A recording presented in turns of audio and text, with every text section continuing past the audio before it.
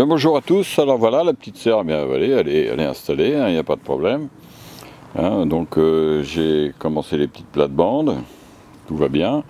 Alors, j'ai planté les arbres fruitiers, donc ici vous avez un abricotier. Dans le fond, ici une pêche plate, et à côté un pied de vigne. Voilà. Ici un pommier. Voilà. Ici, c'est une bouture que j'ai faite l'année dernière. Incroyable, vous voyez. Non, je l'avais mis dehors, donc je l'avais protégé du froid. Là, je vais le décapuchonner bientôt. Et j'attends des pieds de vigne. Donc en tout, il y aura 8 pieds de vigne et 2 pieds de kiwi, et puis 4 arbres fruitiers. Alors, des internautes m'ont contacté et m'ont dit ouais, c'est pas possible.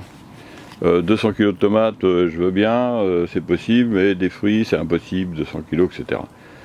Eh bien écoutez, ça j'adore. J'adore parce que ça me permettra de démontrer que l'ignorance devient de plus en plus la norme. Alors il y a un autre internaute, il m'a dit, mais moi, si, il n'y a pas de problème, pas de problème, dans une petite serre comme ça, de 8 mètres sur 3, à peu près, il m'a pas dit que c'était exactement la même, mais dans le même genre, je fais plus de 400 kg de tomates. Et moi je le crois.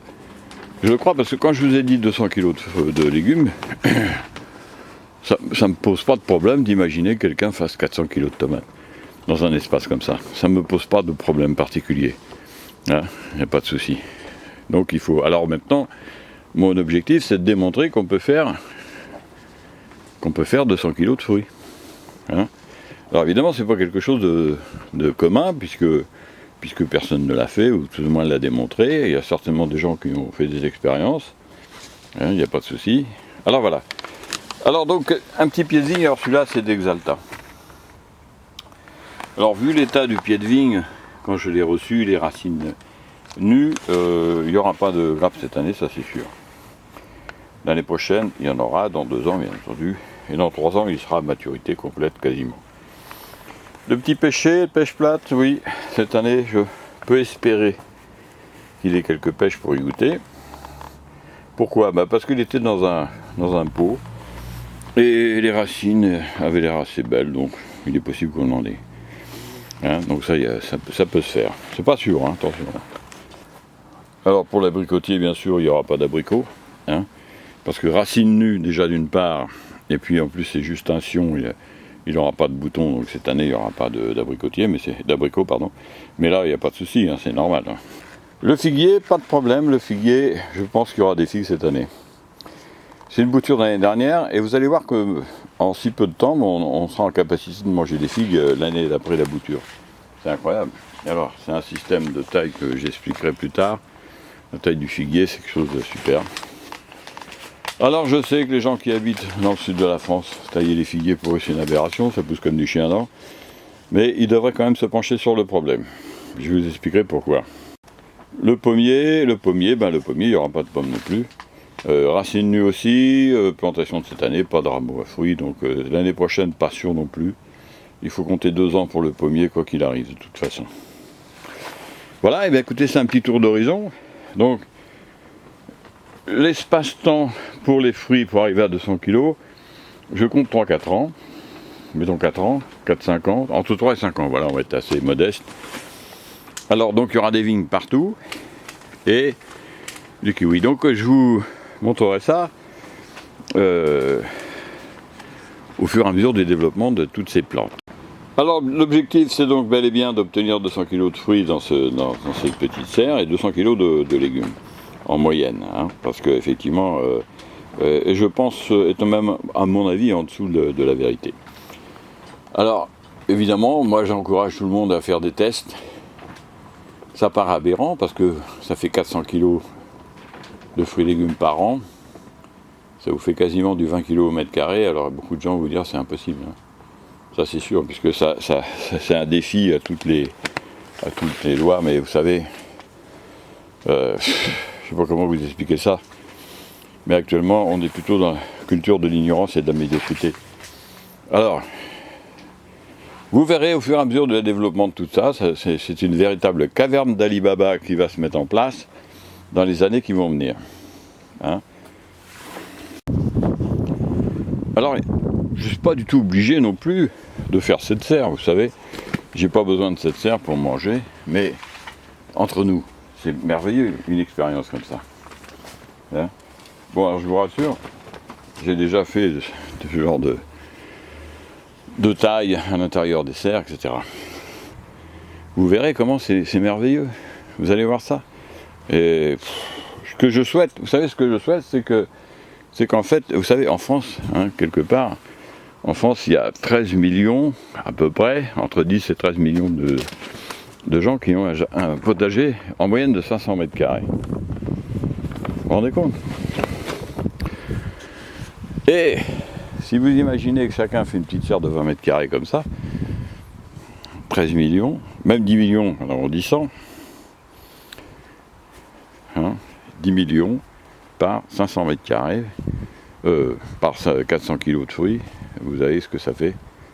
Hein, c'est de la folie. Vendu 2 ou 3 euros le kilo.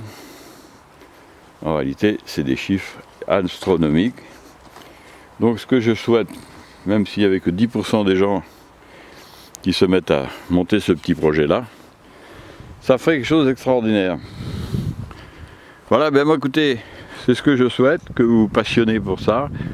Et si vous n'avez pas jamais fait de petite serre, essayez.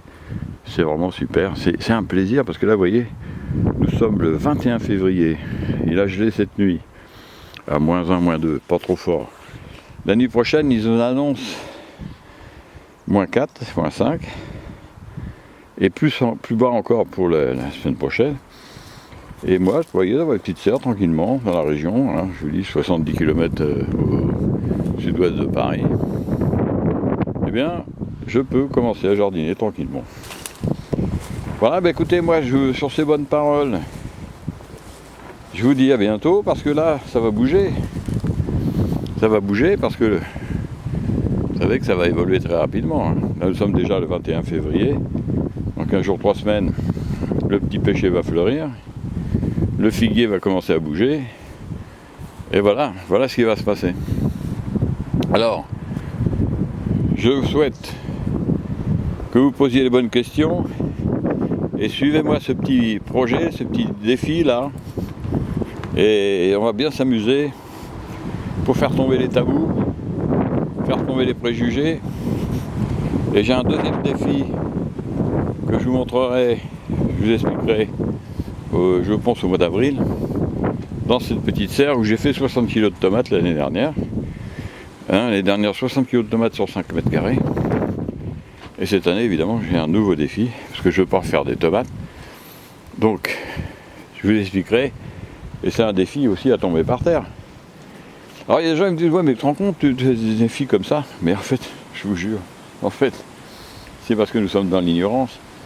Nos anciens du 19e siècle, hein, si vous prenez Alexis Le Père à Montreuil, hein, entre autres, ou les producteurs de raisins de Fontainebleau, etc., ils produisaient des centaines de kilos de fruits dans la région parisienne, sans aucun problème.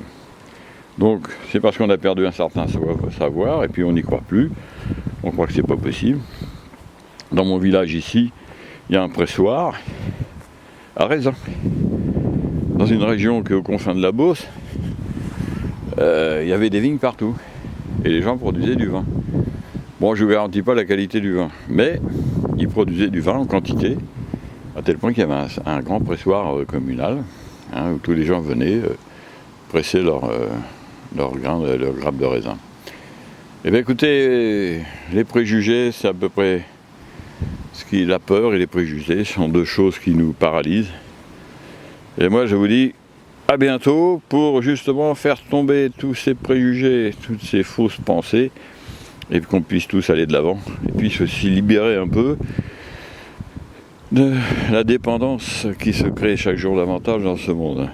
Ok, bah écoutez, moi je vous salue en tout cas et je vous encourage pour plein de jardinage et plein de tailles de fruitiers, etc. Je vous dis à bientôt et au revoir.